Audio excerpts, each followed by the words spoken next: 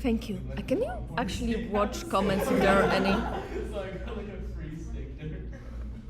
Oh, does it work? I went by 0.01 seconds. Hey, listen. I mean, that's actually what usually happens when they Formula 1. Literally, That could have been like the error in the radar reader. Awesome. Hey, dubs are dubs. Dubs are dubs. We had a practice round, lost the practice round, but I won the real one. God, thanks. If there are any, but I also have it here. But if I miss something, like, if you could, that would be awesome. From an old co-worker. First mistake is having Facebook. I'm bored. Go on really anything else. Yeah, but if I go on the website, I usually really on the picture. That says something about you.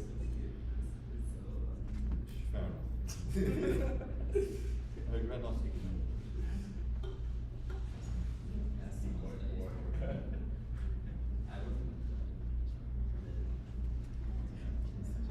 That's all. That's funny. So that means there are conversations that are being recorded after this class. Okay, I think we can start. Hopefully, I'm audible on YouTube. If you can just like comment yes, that would be awesome. My name is Marzena Karpińska, and I'm a postdoc at Mohic IR Lab. And today I want to talk a little bit about the document-level machine translation, and more specifically about the evaluation of document-level machine translation.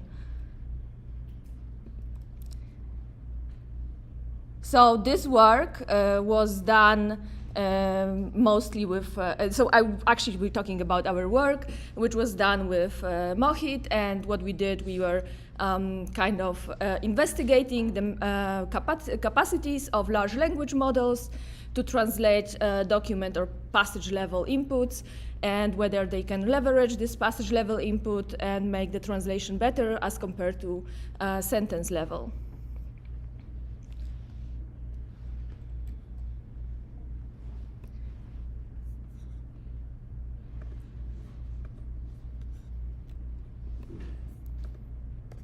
So first, I would like to tell you a little bit about machine translation, or about translation of literary texts. So this is very different than translation or news, for example. And as you can see here, we have Madame Bovary, which is a French novel, and it was translated 20 times into English. So the question is, why did we even need this 20th translation if already 19 existed? And that's because literary translation is actually a very hard task. A literary translator would have to leverage those all different objectives. So a literary translator has to first of all respect author's voice. They have to interpret the source without any objective reality to measure against, so they have to interpret the meaning of the source, and they also have to make this translation enjoyable for the reader in the target language, and they have to manage all those different objectives to make a good, reasonably good translation. That's why we can have sometimes many different translations that are equally valid. And a literary translator, as any other translator actually, tries to achieve that with many different translation techniques. Here we have only a couple of those. Those would be some additions of content, omissions of content, cultural adaptation, and some maybe more down-to-earth sentence splitting and merging, and then content rearrangement. And this is also, you can see those in different types of translations, not only literary translations, but in literary translation, usually the translator can apply them more freely, omit some content, change some content, or add some content to make it enjoyable and understandable for the reader. And in fact, that was done. For example, some translators changed the entire setting, like the time where the novel was happening, for example. But this is also not always possible. And here we have an example from a Japanese novel called Kappa by Akutagawa Ryunosuke. And we have an old translation and a newer translation. There are, in fact, 3 translations currently into English. And this Kappa novel is about a guy who ended up in this land of Kappas. So Kappas are those cute creatures, mythical Japanese creatures, which have this kind of plate-like thing on the top of their head. And here you can see that the older translation, you wouldn't know it without actually looking at the source text, but you can see this older translation is more literal. The newer translation actually adds a lot on the top of the text. So for example, you have here the parts highlighted, those are corresponding parts. And for example, if you look at the first highlighted part, you have in the older translation something like Gael looked more self-complacent than usual. In the newer translation, you have Gael seemed even more elated and self-satisfied than usual, so already very different. If you look at the second part, you see the older translation is actually very close to the source text. So we have this land of Kappas. Kappas have their own language. And here the source text was saying something like Quarax, which is this word. Quarax is only a meaningless interjection, like oh, and that was what was in the source text, more or less. The newer translation actually adds a lot on the top of that. So we have this word Quarax is yet one more of the interjections, so common as proper names in Kappa land. So we have the name of the land of Kappas, and it has no meaning. It can only be translated by some such phrase as good heavens or bless me. And actually, those translators also had to name the Kappa language, and they did. So the older translation called the Kappa language, the newer actually made up a word Kappanese. So as you can see, this is already very difficult, and because the translator has this poetic license to change the text, to adapt the text for the reader, it's also very difficult to evaluate. And here we see like why literary translation is hard. I already talked about it a little bit. Here we have a citation from a translator of Madame Bovary.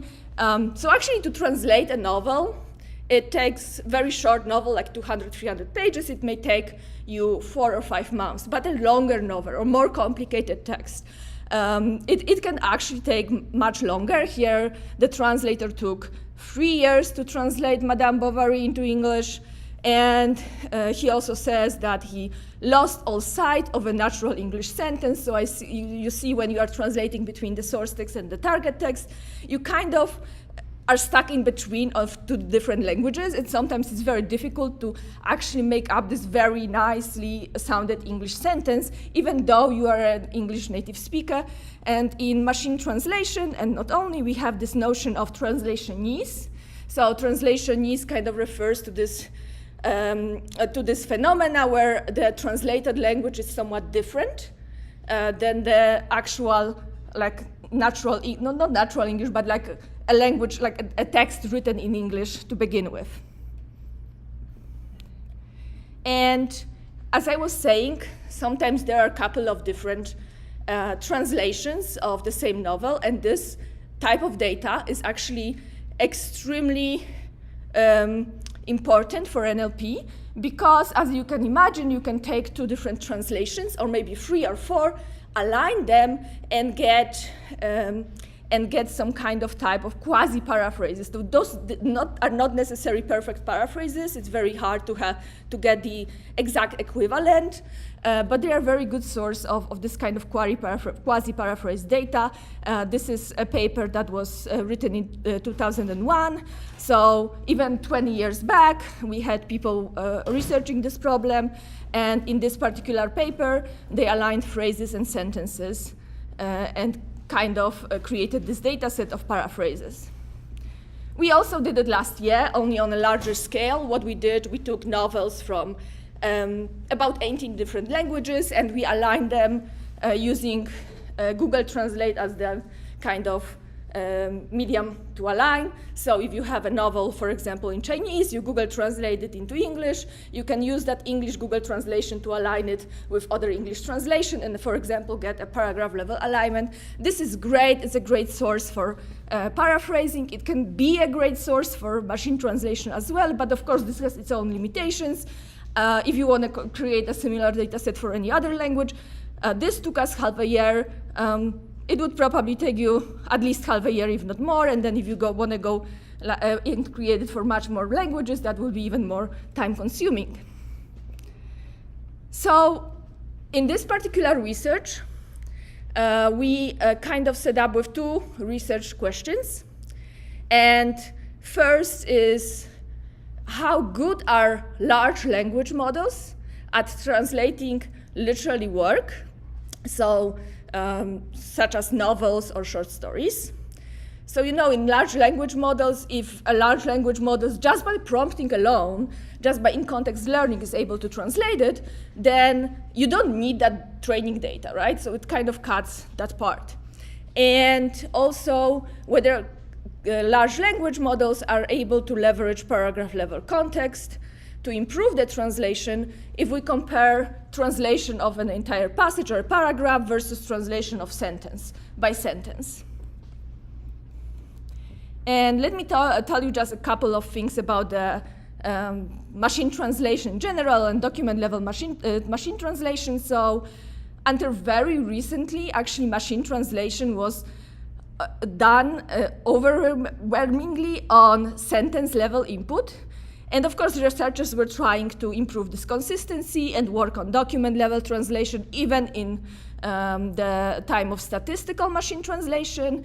They were working on things like vocabulary consistency. You can imagine, for example, looking for reference chain and make sure that the same thing is referred in the same way throughout the text. They were working on word sense disambiguation, etc. However, none of those approaches solved all the issues. And very recently, maybe 10 days ago, this paper came out, Escaping the Sentence Level Paradigm in Machine Translation. It's a very good paper if you want to get a hold of what's happening right now in machine translation. So this problem is real. The translation and sentence level is an issue. It's an existing issue. And there is this shift right now in machine translation from the sentence level to the paragraph, passage, chapter level, maybe even book level at some point.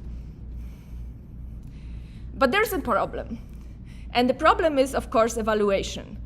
So now a question, what kind of evaluations do you know for machine translation? Yep. COMET, yep. Anything else? Oh, really? Okay, there is a couple, right? So we have, first of all, those kind of string-based metrics. I am pretty sure Mahit told you about BLUE. So this is a very old metric, right? This is just a basically string overlap. You can do like words overlap or some kind of n-grams. And there is href, which does the same thing on character level. So you can imagine like character level overlap. There is TER or TER, which is basically the error rate. So the question you are asking to go from this machine translation output to the reference, like human translation, how many edits do you have to make? So in this case, this one, the lower the better, right? The less edit, the better. And even recently, there was another document level metric introduced, Blondie, which works a little bit like BLUE, but somehow takes also the consistency of vocabulary used into consideration. And there are those learned metrics, such as BLERT, COMET, PRISM, COMET QE, and PRISM QE. Now, one of the mostly used right now is COMET. It's also trained on a sentence level input. And what is the QE? So QE stands for quality estimation, which basically means that the metric itself doesn't take a reference. So if you imagine how COMET works, COMET takes the source text. Actually, COMET takes the source text reference and then the hypothesis, which is the machine translation, right? So we have this human reference and we have this hypothesis, and we kind of try to predict the score. In case of QE, it does not take the human reference. So you have only the source text and the hypothesis. Again, hypothesis here, what I mean by hypothesis is machine translation. That's what we call it. And without the human reference, so we cut the human reference out, we try to predict the score. And that's how COMET QE and Prism QE work. I cannot really explain the details about every single metric, but if you want, try to look for it. Those are all quite popular metrics right now. And there is a couple of other approaches trying to incorporate a little bit of context last year. So this paper came out. If you want to know a little bit more about it, I would refer you to that. Any questions so far? Okay. And then we have human evaluation. So what can we do for human evaluation? So in machine translation, what has been done for human evaluation very often is, well, first of all, direct assessment, which we also refer to as DA. And direct assessment just means that you show the person the translation, often with human reference, and you ask them to rate the translation on a scale from 0 to 100. The problem is that even calibrating this scale, so what is 100, what is 0, what is 50, calibrating this scale is a very difficult task for us humans. So imagine that you see the first translation, it's really good. So, okay, it's really good, so I'm giving it 100, but then the next one is even better. So again, I guess another 100, and the next one is even better, that would be another 100. At some point, you end up in a place where you cannot really differentiate between those translations, even though you have 100, like 0 to 100 scale, because of the way you started, right? You don't know what you will see. It's very hard to calibrate this task if you never evaluated language, any text, then this is a very difficult task to do. And of course, ideally you would have translators. Ideally you would have source text and the translation, not reference human translation, but both were done. So imagine you have a reference, human written reference, and then the hypothesis or machine translation. What is the problem with that if you give it to evaluation?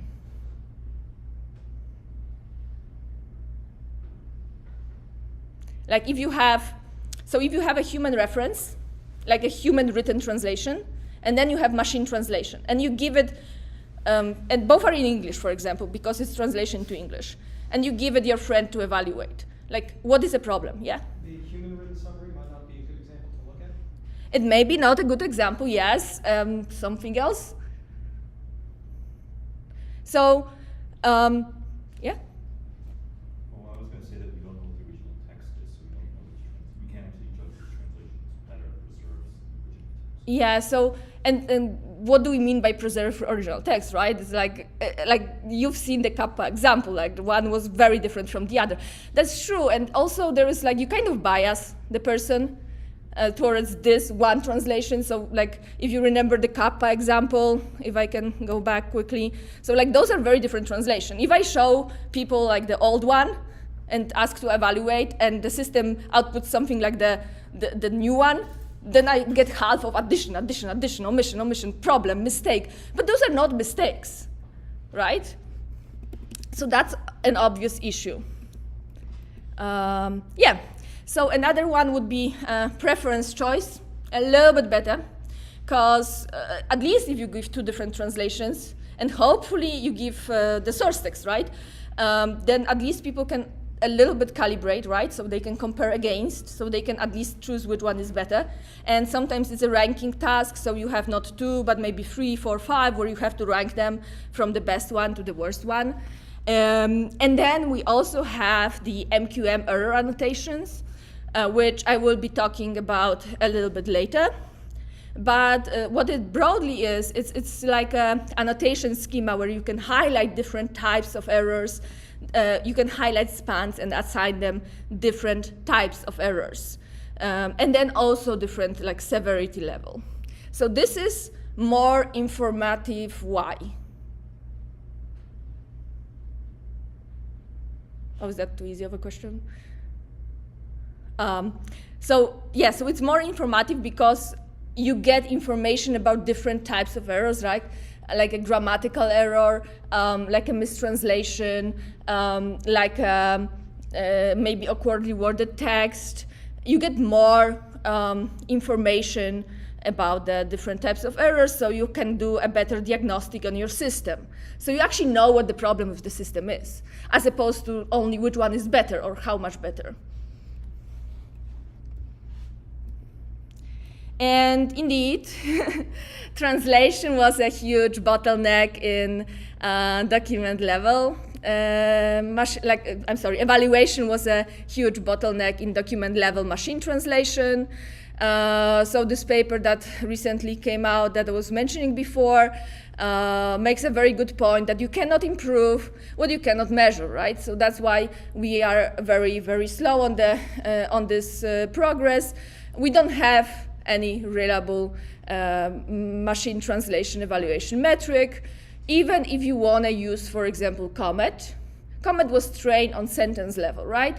So that you cannot reliably, you cannot rely on that and be 100% sure it's working great.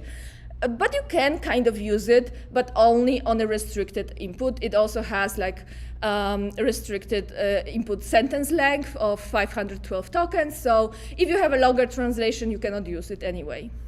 Or you can try some kind of sliding window, for example, but you never know whether you can match one side to the other. Like, are you really looking at the same translation of the same part of the text if one person added something or something like that? So what we did in our study, where we're again researching the capabilities of large language models to perform machine translation, we have chosen 18 recently published novels. And why is it so important to choose something that was published recently? Yeah. So otherwise we can have this data contamination problem that the model has seen the text. And even here, you can see that some of those translations were actually published before 2021. That's because we were unable to identify any books that were published after 2021 or at the end of 2021 for that specific language pair. And I think the model has seen the convenience term, and the translation from Japanese to English doesn't really make it perform very good on that, but a little bit more about it later. So what we do next, we take all those novels, we extract texts, and then we manually align 20 paragraphs. So this is a manual alignment because, first of all, paragraphs don't necessarily match. Like translator can split or merge paragraphs. And when I say here paragraph, I mean more like a passage. So not necessarily a paragraph in like your traditional definition. It's like more self-contained passage, which may contain 2 paragraphs, for example. So we take the source text and we take the target text and we align them manually. So we are sure that the alignment is very good. The question is, why do we even need the target text if we are doing human evaluation, so why do we even need that? Mostly because we also wanted to try COMET and other metrics on this kind of task. So we take those 2 different texts, the source text and target text, we align them, and then we get 360 of aligned paragraphs like that. Now, we have very carefully chosen our languages. So for the source languages, we have Japanese, Russian, Polish, Czech, French, German, Chinese, and English. And those are very different languages, right? Japanese is using 3 different scripts, and it's also at the risk of not being understood. Agglutinative language, which what it just means is just it attaches morphemes to word. So like one word can be very, very long. So instead of saying, I want to drink and drink are separate words, it will just attach the want as a morpheme, if that makes sense. So for example, you can get a very, very, very, very long word like tabesaserare takunakatta, which means I didn't want to be made to eat, right? And every single morpheme back then is like a separate meaning. Then we have Russian, Polish, Czech, French, and German. Russian has Cyrillic alphabet, yeah?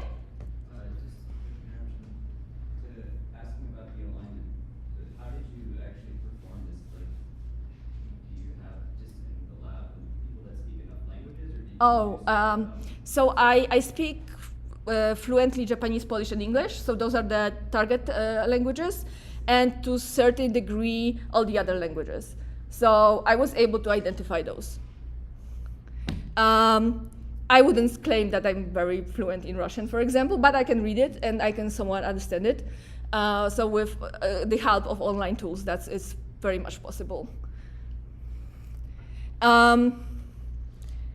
Okay, so then, again, Russian, Cyrillic alphabet, and then all those marked in blue, so Russian, Polish, Czech, French, and German, those are fusional languages.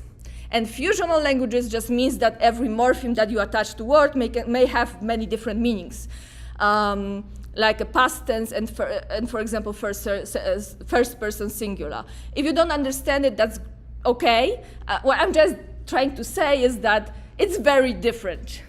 And then at the end, we have Chinese, which also is using Hanzi, which are Chinese characters. So again, different script, and English, and both of those are highlighted in the same color because they are actually pretty close when it comes to morphology. They have very little or no morphemes, and they are analytic languages, with Chinese being even like an nasolatent. So every word will be like separate, right? When I said I want to eat, right? Want and eat are separate. They're not like clustered together in one word.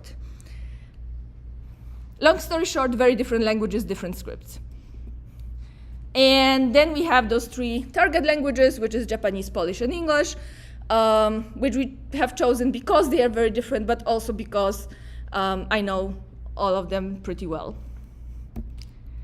So what we do for our translation, we translate in a 5-shot setup with 5 demonstrations. And the demonstrations are from different novels than the novels that we are translating. The novels for demonstrations are almost certainly in the training data. There are old novels, but I think that's fine. We are just showing the task, not really asking the model to translate this. And at that time, we use GPT 3.5, so Text DaVinci 003.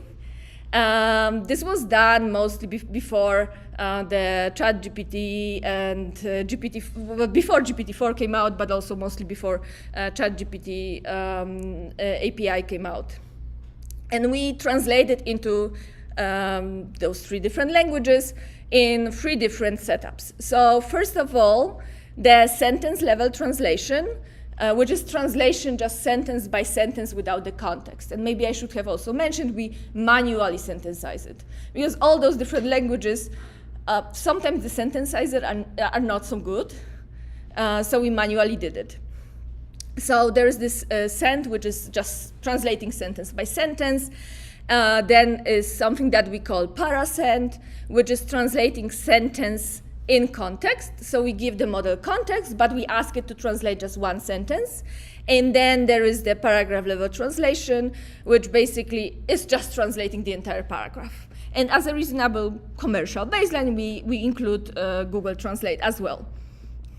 So just to kind of show you how it works, so for the sentence, we would just take a sentence and translate it and then add it to the target language translation, do it just sentence by sentence.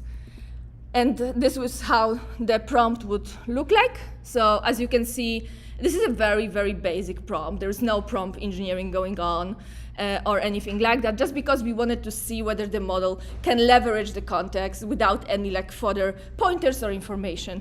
It's possible that adding more into the prompt would actually result in better translations, especially with GPT-4. And we are experimenting on that right now. Then we have Parasent, which is basically we take a sentence and then we take also the entire context. So whatever came before and after the sentence in the source text, the model gets the sentence in paragraph and also the translation so far, right? So whatever was translated, the model also gets it. I will show you in a second how it looks like. But the output is still a sentence level translation, which we add back to the target language output. So how it looks like, you would have a text, and the demonstrations also look like this, right? So you will have a text where one sentence is marked in those tags, translate for that's the sentence mark for translation.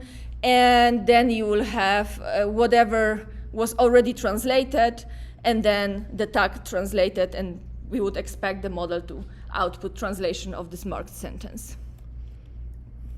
And finally, the paragraph level, so we just take the entire paragraph, we translate the entire paragraph, we don't care about anything, so we can get the translation right away, and it's actually the most comfortable setup because really you just give the model the paragraph and you get the paragraph. Yep? In the previous form where it was Yep. sentence in context, with those translated tags, do you provide it with what that translation is, or do you just inform it that that sentence, we're in the translation to Polish paragraph in the top tag? Are you just saying that sentence has been translated, or do you provide it its English translation as well? Wait, okay, so with the demo, you are talking about demonstrations? Yeah. Okay, so this is from Czech to Polish, so there's no English going on. And in this case, in the Czech, in the upper one, right, when we have a paragraph, we have in those tags translated and then / translated, we have a sentence for translation, and then translation to Polish. What is translated into Polish is translation of that sentence. So we kind of count on the model figuring out that those are corresponding to each other, and it kind of does. Yep. So in the demonstrations, I noticed that the text that is also not inside the translation tags has also been changed. Is that also being translated in the Oh, demonstration? you mean, so basically if you look at the Czech part, right? Yeah.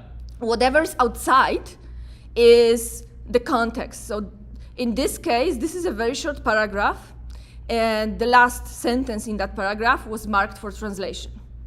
Yeah. Does that make sense right now? Okay, so and in the translation into Polish, whatever is before the tag is what was translated so far. So with Still gets access to the translation. so far, yes. So far. But not to the whatever is translated later, because we don't have it. We are producing sentence by sentence, right?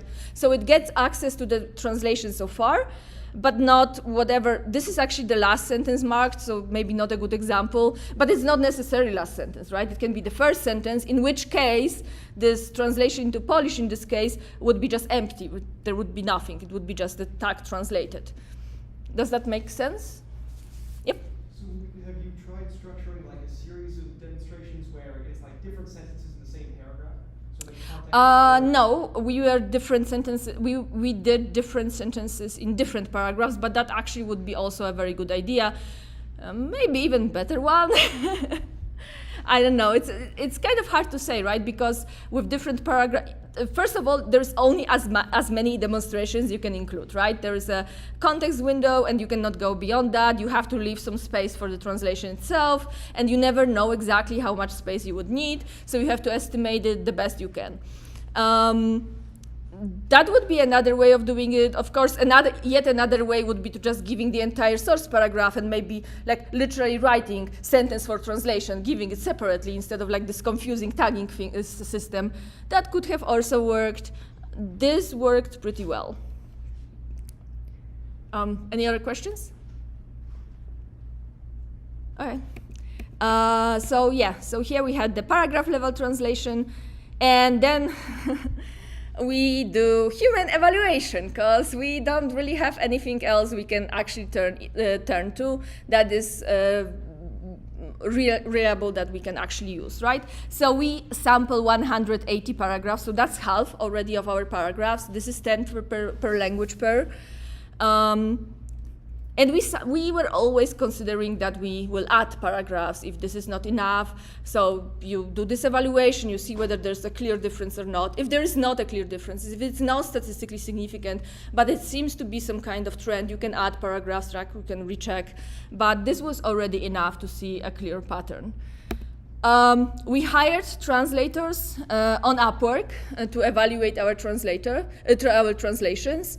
And they were fluent in both, of course, source language and target language, and they were native speakers of the target language. I think this is extremely important with those language models because some parts of the output are like very weird, and it's very hard to judge whether this is even coherent or not. And I think it's a little bit easier for native speakers to do that, not necessarily, I mean, if you are a trained non-native speaker, great, but you cannot just take a random person. And you will notice 13 doesn't match 18, right? Because you have 10, 18 times 10, that should be 18 people. That's because one of our translator was bilingual, so Polish and English bilingual with actually very good command of German and Japanese. Didn't manage to convince her to do Japanese, had to do it myself, but she did some other, like German to English, German to Polish, and Polish to English. And then what we do for the evaluation, we give them the source paragraph and those 2 candidate translations, and then we ask them to do the following. Basically, we ask them to annotate spans with errors, following the MQM error annotation schema, about which I will be talking in a second. We ask them to select the better translation, and we ask them to justify their preference in a free form. So once again, this MQM framework is very well known in machine translation. It is a schema to annotate errors in translation. This is a little bit older graph. There is a newer version of MQM right now. However, you can see clearly that there are different types of problems that can emerge. Like you can have this accuracy, you can have addition, mistranslation, omission, or text left untranslated. And then fluency can be grammar, maybe grammatical register, can be inconsistency. So if I have character, I want to refer to this character in the same way, right? Let's say I'm translating from Polish into English. There is a name Tomek, which kind of has a corresponding name in English, Tom. And one translator may decide to go with Tom, another with Tomek, but you don't want to mix both in one paragraph, right? So there are many different errors, and when you use this kind of evaluation or this kind of annotation schema, you don't necessarily need to annotate all those errors, because that's sometimes impossible, and not all are like legal requirements as something that's not very relevant to our work. So you just choose the errors that you really care about, that you really need. You can also add errors on top of that. It's just like the researchers developed this really great schema, which they work years on developing, where you already have a list of errors that you may care about when you want to do evaluation.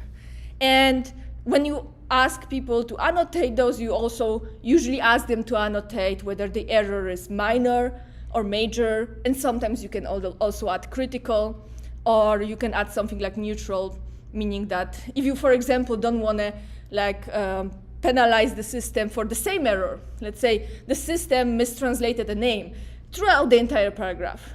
Maybe you don't want to penalize the system for the same error. You can annotate one as major, if that's a major, and the rest as neutral, and not penalize the system for that. So what we do in this evaluation, in a little bit more, actually, any questions about MQM? So what we do in this evaluation in a little bit more details, we have the source text. In this case, it's French. And then we ask the translators to annotate 6 different categories. Those are the categories that we observed were happening the most, were the most relevant for our study, especially mistranslations. We are also interested in grammatical errors because Polish and Japanese are not main languages for GPT 3.5 or any GPT from the OpenAI. So we are interested in those grammar errors, inconsistencies, because they are very important for throughout the paragraph, right? We want to be consistent. And then also register and format. Register here, we were just doing simple annotations. So basically you can talk to somebody in a formal or informal way, right? And depending on the language, that may be more and less important. For example, Japanese has different levels of formality, and it's actually very important. And if you mix it, that is very poor style at best, or very terrible writing at worst. And can even, like, somebody can even be offended because of that. And we got comments from our annotators that this was really disturbing them when they were reading, when like register was mixed. And also format. So format would be like, for example, quotation marks. Quotation marks are different in Polish, in English, in Japanese. So we want to kind of mark those. These are very minor errors, those. Then we ask the annotators whether there were any omissions or additions. And this is a binary choice. And the reason for that is because in literal translation, some omissions and some additions are actually justifiable by poetic license. So you don't want to like mark every single place where you want to go overboard. You want to just mark those significant omissions and those, or kind of indicate those significant omissions and significant additions when compared with the source text.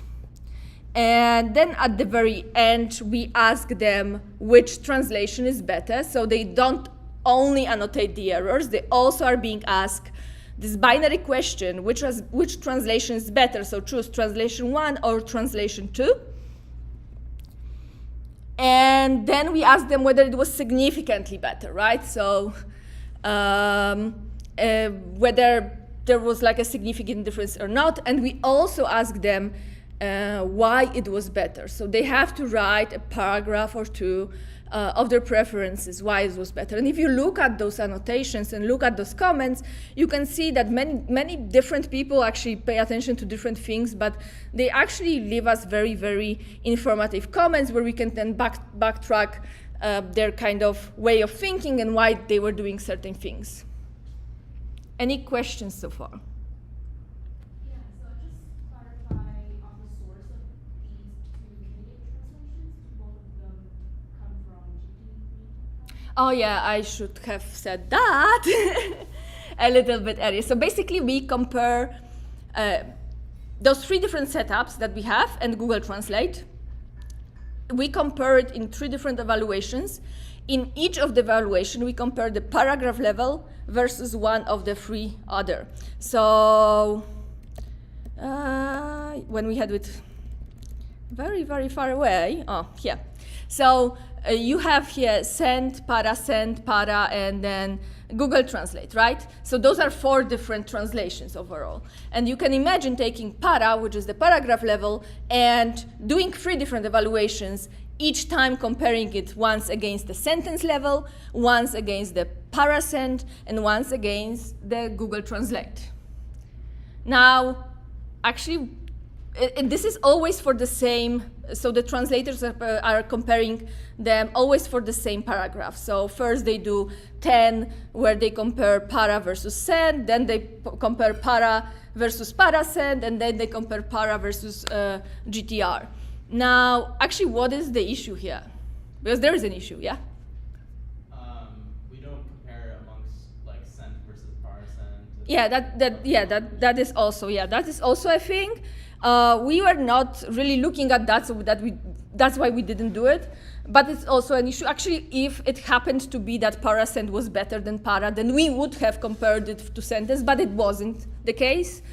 But there's one more issue.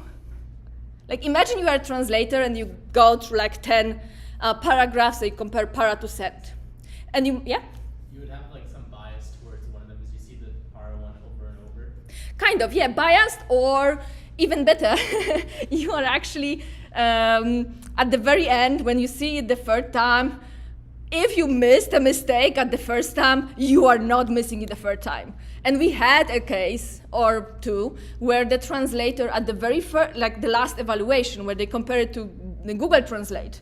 So they compare paragraph level to Google Translate. This is the third time they see paragraph level translation. Although they are not being implicitly tell so, I was trying to tell them that it may be a little bit different, but some of them actually noticed. So at the third evaluation, one of the translator wrote something like, I can't believe I missed this mistake for like the past 2 times, but there's one more mistake in this paragraph level. So this evaluation is actually not very favorable to paragraph level translation, because if you haven't missed it, like if you have missed it the first time, you may get it the second or the third time, right? So at the end, for the paragraph level, you probably get most of the mistakes. Maybe not all, but most of the mistakes. I also checked it manually to make sure that the mistakes are kind of annotated in a consistent way. So, and then contacted the translator if there was something not consistent, if they missed something before it but didn't really write it, and things like that. Another thing is, in the first evaluation, you evaluate para versus send. In the second, you evaluate para versus parasend. And then you evaluate para versus Google Translate. What's the issue here? That's actually not so easy to figure out, but maybe. So all para, parasend, and send come from the same system. The same system that's likely to kind of make the same mistranslations. Hopefully in the paragraph level less, but in general, kind of the same, like it was constantly mistranslating, for example, one word in German. And then you go to the versus Google, and Google is very literal, not very pleasant to read for literal translation, but what Google does good is it kind of is pretty good at some specific vocabulary that maybe GPT-3 is like very high level of vocabulary that GPT-3 may not be that good at. And you come to the third evaluation, and that word that you have seen already like 4 times mistranslated, or 3 times if you prefer, is finally translated correctly. Like, you just choose the Google because it's finally done, right? Finally, like I've seen it mistranslated so many times, and finally here somebody translated. So that's another problem. So it's actually it's actually not very favorable to paragraph level translation. Yet, if we look at our, actually, one more thing. So this is the interface. So you can imagine, this is a shorter paragraph. Most of paragraphs weren't that nice, but this one fits well the page, so you can get the idea. This was done in Label Studio, so you would have the source paragraph, and then you have translation 1, translation 2, and then you would have the binary question about omission addition, which one is better. You have to then type. We asked them to type in 2 to 5 sentences. Nobody really counted that. They usually write very long comments. Sometimes they just write 2 sentences, but that is pretty rare actually. And then we asked them which one is better. So when we look at the results, this is just human preference for each of those language pairs. As you can see, paragraph level, so higher the better, right? It was paragraph level was chosen against sentence level. And the red one is paragraph. As you can see, Russian to English, basically, paragraph wins over sentence level. But that's almost always the case, but not always. So you see the German to Japanese, actually it's flipped. And the question is why? If you look at the data, this is an example of a German paragraph. And what I did here, I highlighted sentences. Any idea why? Yeah? They're way too long. Yeah, they are long. I knew about it, right? Because I was choosing it, so that was not something I didn't know, but yeah, they are long. And with long sentences, you can get a lot of context in the sentence itself, and I think that's what's happening. That's why it's not that much distinguishable. It's like 6 to 4, it's really like very close call, right? Now, when we look at the actual results of human preference for those three evaluation setups, so sentence versus para, parasent versus para, and Google versus para, we see here that in all of those setups, paragraph level is preferred over the other alternative. And if you look at the light purple, the light purple is the percentage of votes that were unsure for many different reasons. Sometimes it's like they're very, very close, but sometimes it's just, you know, this translation has like this issue and this translation has this issue, and which one do you weight as better or worse, right? It's sometimes not that easy of a task. So you can see that in each of those setups, actually, paragraph level wins. It wins over the sentence, and this is also significant, statistically significant. It wins over the parasent, although the difference is not that big, it's still significant. And it overwhelmingly wins over Google Translate. And there's a couple of reasons why. So Google Translate is also sentence level. So when you copy-paste like a paragraph to Google Translate, it's being split into sentences. That is being done automatically, so there may be some issues there as well. And then it's being translated. And it also tends to be very literal.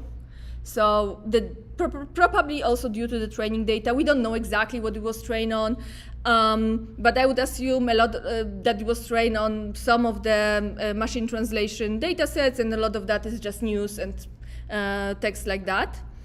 And one more thing about Google Translate, if you translate for language pairs where you don't have a lot of data, actually maybe somebody knows, what do you do if I want to translate from Czech to Polish, but I don't have a data set from Czech to Polish, but I have other data sets from Czech to, You can go Czech to another language than that. Yes, that's exactly, that's correct. So that's called pivoting, and we don't know, like, as far as I know, this is not disclosed by Google. Maybe it is, maybe I just wasn't able to find it. However, I am 100% sure that for Czech to Polish, Google is pivoting on English, and the information is lost. So imagine in English you say, I went, and by saying that, you don't know whether I is a girl or a guy, right? But in Polish and Czech, you know. And if you translate from Czech into English, this information, the gender information, is lost. And then you want to translate from English to Polish, and you need that gender information, but it's already lost. So basically it's 50-50. If you're lucky, you have the good one. If not, and you will be probably more lucky if it's a guy than a girl, because the system actually outputs, I think, maybe I'm wrong, but I think it outputs masculine forms more often. So that's another problem with Google Translate, right?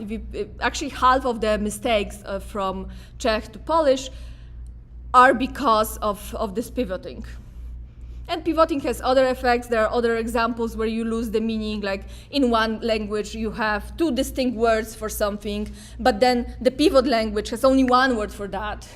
I cannot really think of a good example right now for English, but I could do it maybe the other way around for Polish. So if you would like to pivoting on Polish, castle and a lock are the same word. So then you translate castle into Polish or lock into Polish, that's the same word, and the meaning is gone. Any questions about this? Great. Actually, we also tried to pivot on English, but in a little bit smarter way. So we were giving the model, we were prompting the model to translate from, let's say, Czech into English, and then in the next round, we were giving the model Czech and the English translation and asking it to translate to Polish. So the model still had access to the source text. And that actually works pretty well. The model was able to also do the pivoting well. It was able to translate. It's just that we didn't see like very significant improvements over just, putting a paragraph and translating it directly. Yep? Has there been any study on trying to smart selection pivot languages within the same type of family? So, that would be great.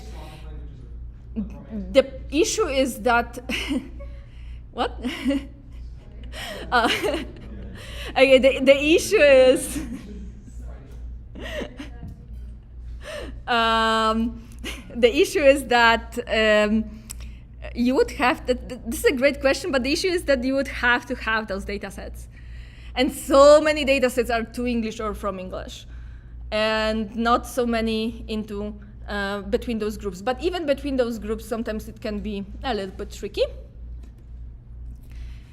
So if we look at the number of errors in those translations, of course, less errors is better. So if we look at the red one, that's the paragraph level, blue one is the sentence level, almost constantly we get better translation as in the number of errors. This is the total number of errors. I'm not distinguishing here between like mistranslation and grammar, for example. And of course, the sentence level translations have a lot of inconsistency that is given because we are translating sentence by sentence.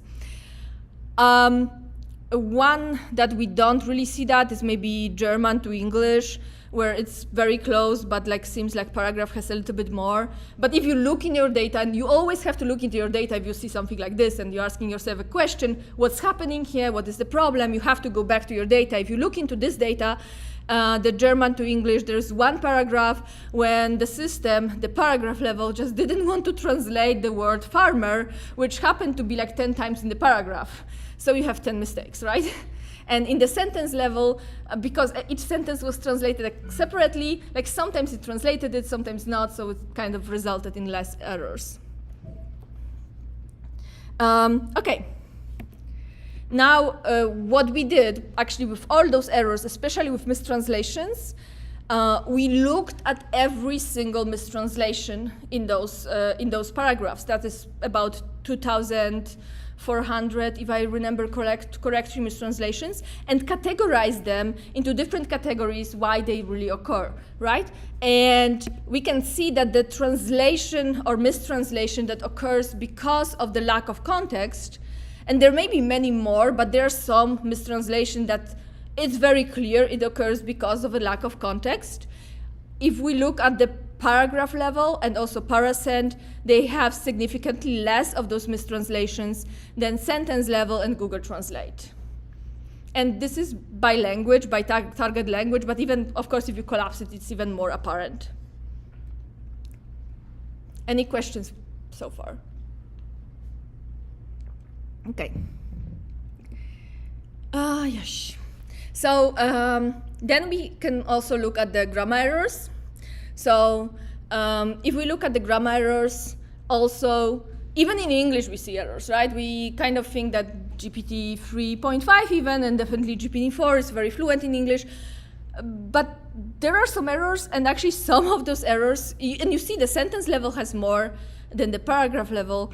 And one of the most notorious sentence, or almost like the only one sentence level mistake, almost like the only one is wrong article. And why is that happening in the sentence level? Yep. Is it because the subject could be another sentence? Yeah, I mean the subject, yeah, but wrong article, so like definite, indefinite, right? So in English, to say like, you know, the table, like the table has to be mentioned before, right? You cannot just say the table without like having the table being mentioned before, right? So that's why the sentence level is making those mistakes, because there is no access to the context. And we see a lot of mistakes in Polish. That's all very often about inflection, so like the changes in words and the endings of words to simplify it. And in Japanese, words are connected by particles, and the particles are very often wrong. Now, if you look at the example, I don't know if this is visible, hopefully yes. So here we have on which side is it? On the left side, we have the source text from a Japanese novel, and that's the novel that I am quite confident that the model has seen at least parts of. One of maybe 2 or 3 books in this data set that I think the model has seen some parts of. And if we look at the translation, we see that the paragraph level This is a scene in a convenience store. There is a shop clerk, there is a customer. The customer is buying some cigarettes, and the customer says something like, oh, and 1 pack of cigarettes, number 5. And then the clerk says right away. And then if we look at the sentence level, the clerk says understood. That is not necessarily an error, but it's not very great way in a like if you imagine convenience store, understood is not necessarily the word you want to use, right? Or right away is much better, or certainly, or something like that. Then next sentence, I quickly pulled out Marlboro Light Menthol versus the sentence level, quickly remove the Marlboro Light Menthol, so the subject is missing, and that's because in Japanese the subject is very often missing. We just need to infer it from the context. And then we have another one next, please touch the screen for age verification. This is the paragraph level, which sounds pretty okay. Even if you don't know that in Japan, if you go to convenience store, instead of asking you for your ID, they just ask you to say okay on the screen. So that's the screening for buying any cigarettes or anything like that in Japan. This kind of lets you visualize that there's a screen in front of the person. The sentence level says, please confirm your age with a touch, which sounds very awkward and actually doesn't really picture this situation well. And then finally, in the last sentence, so the last sentence is something like, even like in the paragraph level translation, his gaze shifted to the showcase with the fast food as he touched the screen. And I stopped my fingers movement. So you see the subject is changing, right? His gaze, and he was touching the screen, but I stopped my fingers movement. Nothing of that is indicated in the Japanese sentence. There is no subject. So you need to infer the subject changes in the middle of sentence, and that's pretty hard on the sentence level for the sentence level model. So instead of saying, I stopped the fingers movement, the model outputs, and he stopped his finger movement, which is different, right? But if we know context, you know that the clerk was kind of like, and there's the cashier, and then he was kind of pushing some buttons, right? Then we can kind of imagine that the clerk is stopping the finger movement, not the customer. Okay. So I have here a couple of examples, hopefully not very boring, about like how the model leverages the context from very easy one to maybe more elaborate. Any questions before that? Okay. I realize this is a very heavily like linguistic kind of informed lecture. Like, stop me if I'm saying something that is very difficult to understand, and please ask. So first of all, we see here pronouns. So if you look at the Russian text, we have the word paper in one sentence, and then the other sentence, the paper is referred to as она or she. And that's because paper is feminine in Russian. So in Russian, Polish, and many other languages, the nouns will have grammatical gender, and in this case, paper is a feminine noun in Russian and is referred as she. And of course, the sentence level, without the access to context, just translates it as she. But paper is a masculine noun in Polish, so it cannot be referred by she. It has to be referred by he. So the system has to somehow reason when processing the text, not reason like processing the text, has to make this connection that the paper in the previous sentence is masculine and has to be referred to as he, not she. Another example here from English, so we have the subject ellipsis, which is common in many languages. In English, it's not actually that maybe common, but I think this is a good example. So here we have, when we were done, the lipstick went back into some mother's Fendi handbag, and we watched her applying it unaware. The question is, who is unaware? In this case, the kids were playing prank on the mother. They used the lipstick to kind of do a makeup on the dog, and then they put it back to the handbag, and then they were watching this mother applying it unaware that the lipstick was on the dog a second ago. and kind of having the time of their life while doing it. The question is, who is unaware? In English, this can be kind of ambiguous unless you know the context, then you can kind of solve it very easily. If you translate it into Polish, the word unaware has to, the word unaware, the adjective has to be in either this plural form, so unaware we, or this singular feminine form, unaware she. And you have to make this choice. You cannot translate it with this ambiguity. And as you see, the sentence level approach does a very poor choice, but maybe more, maybe it is a more realistic choice if you don't have the context, but the paragraph level actually correctly attributes this unaware to she, which is the mother. The mother was unaware, not we. Another one from Japanese. So here we have a discussion between a shop clerk and then manager of the store, and the shop clerk says something like, "I'm sorry, I didn't notice," and the manager says, "No." And what directly from Japanese translates as Miss, Mr., or Mrs. Furukura works every day. And this Miss, Mr., or Mrs. is just because we don't know the gender from Japanese. And the person just says to this person that, Mr. Furukura or Mrs. Furukura works hard every day. This is very unnatural in English. So if I, for example, want to say something to you in English, I would say, you work hard every day, right? Or if I want to say something about myself, I would say, I work hard every day. In Japanese, sometimes we use third person. So let's say, instead of saying you, I would say, Mohit works hard every day, just referring to Mohit, not as a you, right? Or if I want to say something about myself, although that's a very cute kind of way of saying, I can say, Marzena works hard every day, but that means I, right? So without the context, we don't know that this Mrs. or Mr. Furukura is basically just you. And if you look at the sentence level, we have this Furukura-san works hard every day. That doesn't make a lot of meaning in English. It looks like we are talking about different Furukura. If we look at the paragraph level, you work hard every day. That is much more reasonable translation. Any questions? Okay.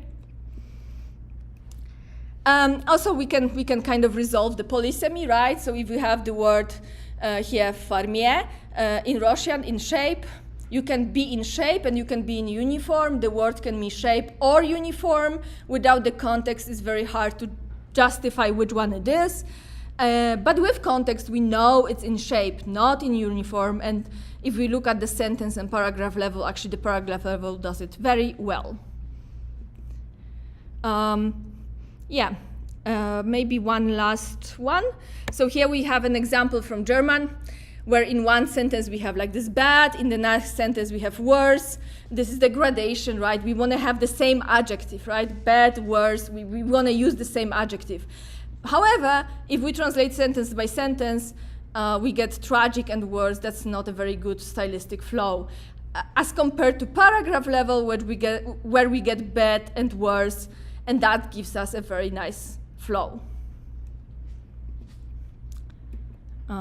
This is a cool one, but I will skip it because this will really take explaining. So, any questions so far about this? Yep. I guess how does like parasent compare to like Oh, yeah, so I should actually say something about it. It does leverage context. So it also suffer less from those in context kind of, from this lack of context kind of problems.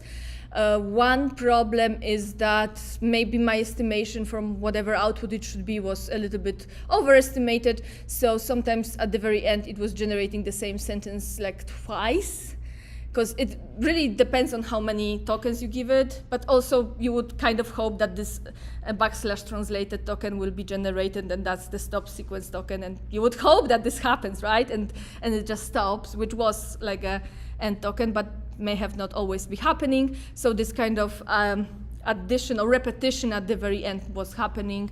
And sometimes the choice of vocabulary was just simply worse.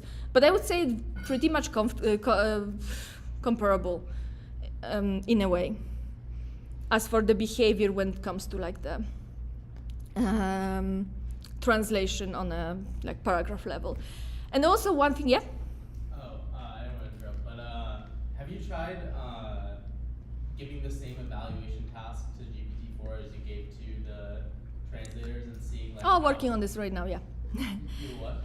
Working on this right now. So yeah, so we are working on that. We are kind of also trying to do self-refinement and see whether that is possible. One thing that was really annoying that in some paragraphs, some words were constantly mistranslated, and at some point I was just, you know what, like here is the paragraph, list me the words, explain me what the words, like I just wanted to see whether the model has this vocabulary at all, and some kind of, there is a possibility of kind of explanation at least.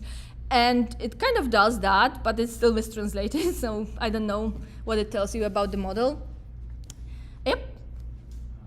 So yeah, I was wondering, this is kind of like a tangential study, but if you ever experimented or looked into having the language model like stop itself if the context is unclear, like in doing a sentence by sentence translation, if you could say, like give it, you know, a few shot examples of like where it would be unclear between two languages instead of it like let you know if it doesn't know. Yeah, it probably, I don't know if that would work, maybe. But the question is, do you really want that? Like the ultimate aim is to really get a good quality translation. And if this works, because this is not that clear that this would work. I mean, we've all seen ChatGPT and other large language models performing well, but even like half a year or even like 3 months ago, this was not like the intuition, right? You could give like a longer passage, and one thing that you could have expected is to get like, you know, translation with lots of omissions, for example. You are processing a longer text, you would expect more omissions, and the translations here weren't that long, but I'm currently experimenting with much longer texts, and still I don't see yet that many omissions, and the translations of a pretty good quality. So if you can get away with that, then maybe that's not necessary. So a couple of things, the omissions, right? So there is a couple of omissions in para level, although I don't know if it's that significant.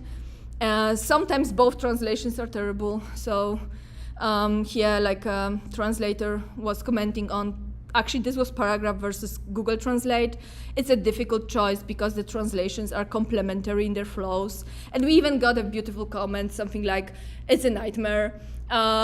Because there were passages which, like one was better, but you know, both were kind of very bad. That happens, and you would expect that to, if you have like Russian to Japanese, which was very, very poor of a quality. So this is not surprising. So what about GPT-4? We have like this qualitative evaluation, and it's kind of better, but still some problems. And sometimes, you know, there's a little bit more to literal translation than just directly translating words. Sometimes a little bit too literal, or sometimes it doesn't really catch the author's intended meaning, author's voice, and that is still something that needs more work. But also we cannot really forget about translators and the role of translators in this entire process. And this gets me to my last slide, basically. So some ethical consideration of this kind of research. You have to remember that large language models have toxicity, they have bias, right, encoded. So sometimes this may translate to the translation. We didn't see that a lot, or kind of, yeah, I would say we didn't see this kind of behavior yet, but this is definitely possible. And in the machine translation, you have multiple, in the literal translation especially, you have multiple stakeholders, right? So you have the author, and you have the translator, and you have the reader. And you have to think about all those people when you are working on your project and you are doing machine translation. So for the author, if the translation is of a low quality, the author's perception of the author's work, or the transfer of ideas to the target language, this can be impaired. Then how about the translator? If you just say, you can do everything with those large language models, which is not necessarily true, right? Without the work of the translator, then it's kind of underestimation of the translator's work. And then the reader also, if you give a reader low quality translation, then it can seriously impair the linguistic abilities of the reader. And we don't want to raise children who are unable to speak proper English just because we just give them machine, unedited machine output. However, if you employ this responsibly as a kind of tool for translators, then it can actually, elevate this translator's cognitive burden. As we were talking, 3 years of translation, and sometimes you get lost, and sometimes you don't really know what's natural anymore. And also, it can make the author's work accessible to a broader audience more promptly. Which is not, the biggest hits are being translated very quickly, and some lesser or less popular work is not necessarily translated right away or at all. So this is the advantage of this kind of work. And we are working with translators. We are talking with translators to kind of get an idea what they need and how they can also incorporate it into their own workflow.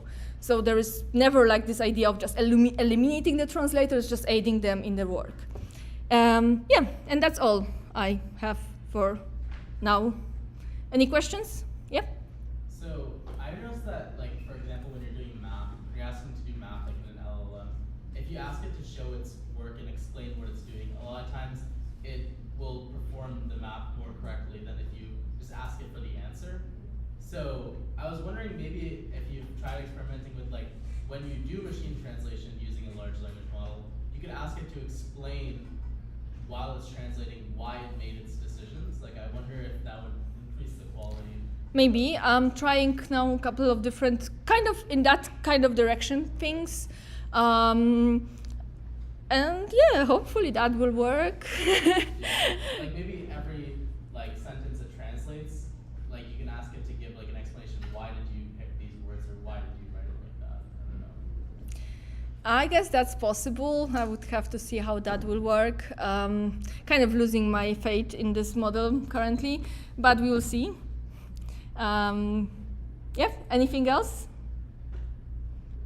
Then I think we are good for today. Thank you so much for having me here, and hopefully I'm able to end the stream